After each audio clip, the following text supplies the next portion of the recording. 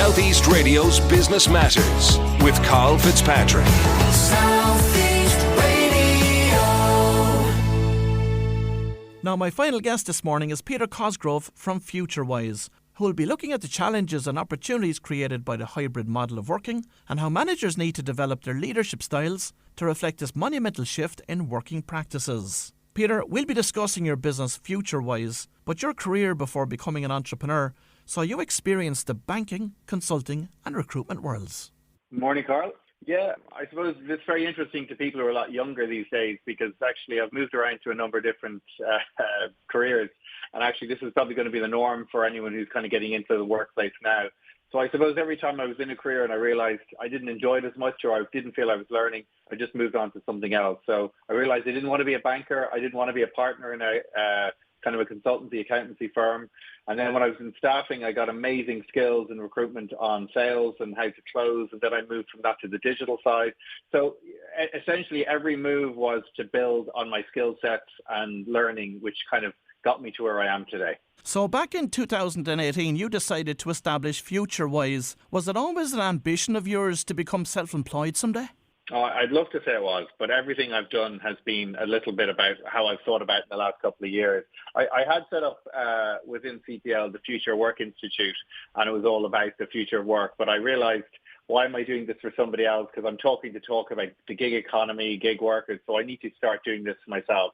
So that actually became the thing that made me decide I should set this up on my own. So what was your vision for Futurewise? Firstly, I think the way working is pretty broken. A lot of people are disengaged in the workforce. A lot of employers are doing things by meetings, by processes that aren't working very well, but they don't change. Everything takes a long time. And what people spend very little time is looking up and looking at the future and seeing what's going on. The second thing I realized is, however great our technology is, we seem to use it so terribly. Things like email we use to make it more productive, and we end up being anything but productive when we're on things like email. So it was actually to hopefully design and help companies see a better and simpler way to be more productive in the workplace.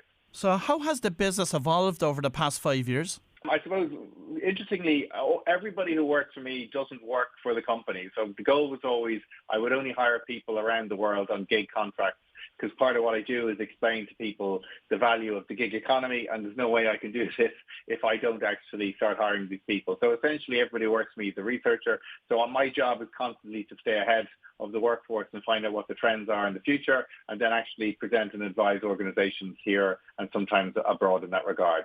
So my goal has never just been about growth for growth's sake. It's just about actually working with companies that I want to work with, that I enjoy working with. So what services do you provide to your clients? Well, I suppose the idea for me is I go into organizations and I find out how they're doing things at the moment. And to be honest, right now, Karl, the most important thing is to find out what their biases and assumptions are about working from home, flexible work. Would they ever hire a gig worker? Why wouldn't they? And these are the challenges they have. So at the moment, most organizations are struggling with the fact that this is still really new to them.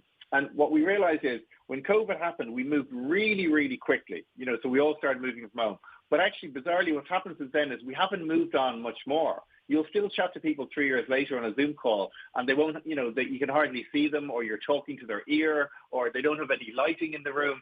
So the point is we got to the stage of being able to do this, but we haven't moved to the next stage. So it's actually showing people that, yes, you can do this now, that you can work with people all around the world, but you need to be able to do this a lot better than you're doing it currently. So for those businesses that threw all of their staff into the deep end when COVID arrived, they sent them all home to work, what systems and structures are you now putting in place with them? The first thing I say is the biggest challenge we have from working from home is we don't have a simple start and end to our day. And we're not very good. We like to think that we're very, very good at doing what we want. But actually, when we used to go into work at 9 and leave at 5:30 or whatever times those were, that actually happened. And we often left generally when we left. And here was the other thing. We got this decompression time, this time between work and home. Now people are literally leaving their desk, walking downstairs. Somebody's asking them what's for dinner, and they're not getting that kind of time to themselves. And then what's also happening is because the office or desk is just 5 seconds away, they pop up later just to look at a couple more emails, and suddenly they can be there for another hour or two. So the first thing is simple things. Like if you think about it, when most people worked in an office and they were, let's say, in a suit, even your children knew when you were working and when you were not working. Now, because we're simply wearing the same clothes all day, your children can't even differentiate when you're at work and when you're not at work. And this is becoming a real challenge for us. So even simple routines like, doing, and they seem really basic, like getting up in the morning, showering, going for a walk, and actually having a structure to when you start your day. Some people even do simple things that they'll only use the same cup for work, but they won't use it when they're not working. And then other people would light a candle in the morning. That kind of almost signifies the start of their day, and they blow it out at the end of the day. These might all seem simple things, but it's amazing how many people out there listening will be honest and say, I actually think I'm going to finish at 6, and then I end up going till 7, but I don't even know where the extra hour went. And Peter, are these challenges across all sectors and sizes of businesses? Yeah, they're probably more, for me, my point of view, they're probably more so in kind of like the tech businesses, because they actually think this is the norm, that everybody should almost be working every hour, and there is that kind of culture. And the challenge is if lots of people in organizations start working longer hours than everybody else does. So if somebody's emailing you at 1 a.m, essentially what they're saying is, look how hard I'm working, how busy I am, and then that kind of creates stress for other people. So that's the first thing. The second thing is, on the flip side, you've got lots of people in kind of the public sector who have kind of much stronger contracts and rules about what they can do. And I think public sector are struggling with how they actually manage this remote work stuff with kind of union involvement and so forth. So it very much depends on the type of organization and sector they're in. And from a unionised perspective then, what are the challenges and how open are unions to this change? The bizarre thing is they're really pushing remote working, and Leo Varadkar is currently coming out with remote work policies, which I have to say I'm not a huge fan of, because what he's trying to do is mandate that people should be allowed to work from home.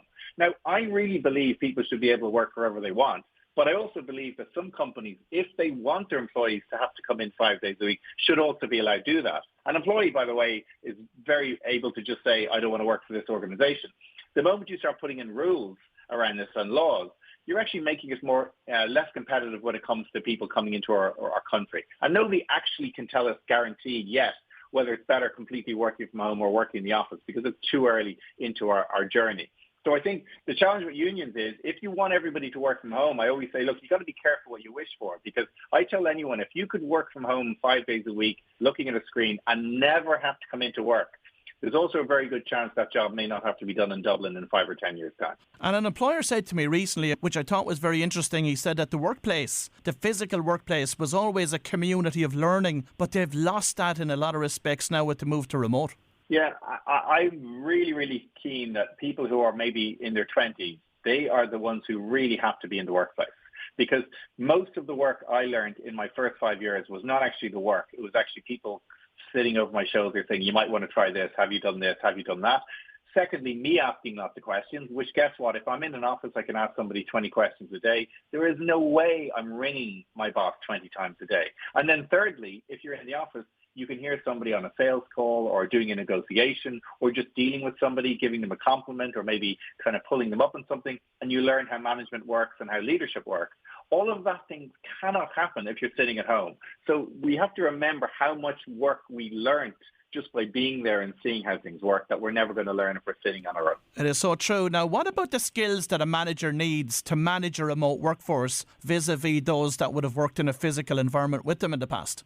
Well, I think probably the one that is key is communication. And there's an amazing book written by Erica Dewan called Digital Body Language, where she says that now that everything is online, so we're doing Slack, we're doing email, we're doing instant message, we're doing WhatsApp. So the biggest challenge we have is we have to improve our communication. Because her example is, if you have a boss who responds in one word to you, fine, if you know your boss for years, you'll know that fine just means fine. If this is a new boss to you, fine might seem like fine or something really, they're annoyed with you. Now, the difference is in the past, you'd meet this boss within the next week walking down the corridor, so it wouldn't be a problem. But if you never meet this person, you actually start to go, oh, my God, my boss doesn't like me, and it become a real issue. And if you think about how we respond to email and everything, we're doing it in the lift, we're doing it in the playground, we're doing it, when we're walking at night, but we're not spending any time thinking about it. And managers need to spend more time on the small things. Even on that kind of initial Zoom call with a one-on-one person, the first 5 minutes where you're chatting to someone and asking them how they are is much more important nearly than the meeting itself. But even the language you use. So if I ask you, Karl, generally, how are you? Nearly everyone's going to say the same 2 words, fine or grand. But if I say things like, where are you on a scale of 1 to 10 today? you're much more likely to say, well, I'm only a 4, I'm a 7, and then we can have a conversation about that. So understanding how your communication really matters when we're not all sitting together all day, every day is critical. Talk to us about the concept of distance bias. Yeah, well, I mean, this has been around for a long time, and it's the idea that the further you are from an office, the more you're forgotten about. The more you're forgotten about, the less chance you have of being promoted. Now, this doesn't make people bad people. It's just a reality. If you're sitting beside somebody every day, they're going to remember who you are. They're more likely to pick you for the next project that's coming up because they see you, rather than having to ring someone or think about where they are. Now, why this becomes more important is now that we're working remotely, you could argue that the person who decides to come in every day will be more favored than the person who doesn't.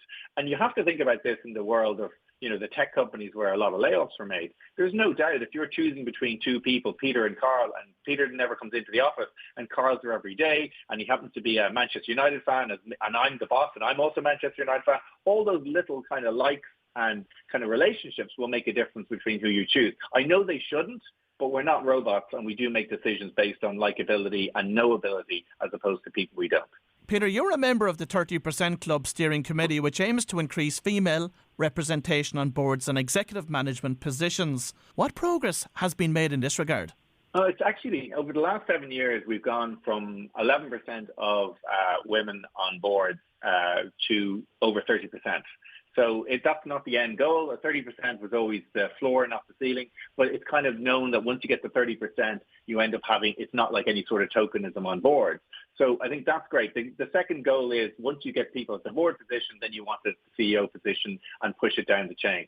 The challenge still is we probably need more females in finance positions, because the reality is the person who gets the CEO job in large organizations very regularly is the person from the finance position. So I think one of the key drivers has to be getting more females in CFO positions so they become the future CEOs. But is there an element of window dressing amongst corporate Ireland when appointments are made, but the culture or gender bias may still permeate throughout that organisation? Yeah, I mean, there can be. And a lot of people struggle with this, and they say, oh, this is just tokenism, or we're just hiring women because of it. And I always say, you know what? We've had quotas for 500 years. It's just called white men in their 40s and 50s. So if you think about it, every single senior job 100 years ago was a man. So we're essentially saying we picked from half of the entire workforce. That just does not seem right. It's crazy. And much more importantly, 85% of all buying decisions are made by females. Why would you not have women in the purchasing side to help you? And finally, the reality is we now have a global marketplace. We're not all white, Catholic, coming from a certain school. You are dealing with kind of people who want to buy from you who are different religions, different ethnicities, different everything. So we have to actually represent those people by having those sorts of people in our own organization. So this whole idea of diversity and inclusion is only for profitability, not just window dressing. It's really, really important. Well, if you've just tuned in, that was Peter Cosgrove from Futurewise, and I'd like to thank Peter for sharing his views about the rapidly evolving world of work with us this morning. Southeast Radio's Business Matters with Karl Fitzpatrick. Southeast.